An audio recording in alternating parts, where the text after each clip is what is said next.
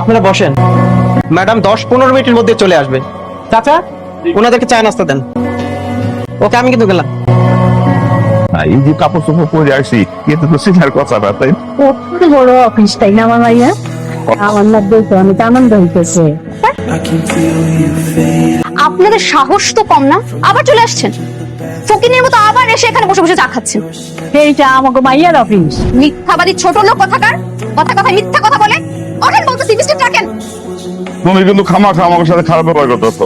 তোদের মতো ফকিন্নিদের সাথে আর কি ব্যবহার করব? সুন্দর বড় অফিসে এসে বসে খাবার খাওয়ার যোগ্যতা তোদের আছে?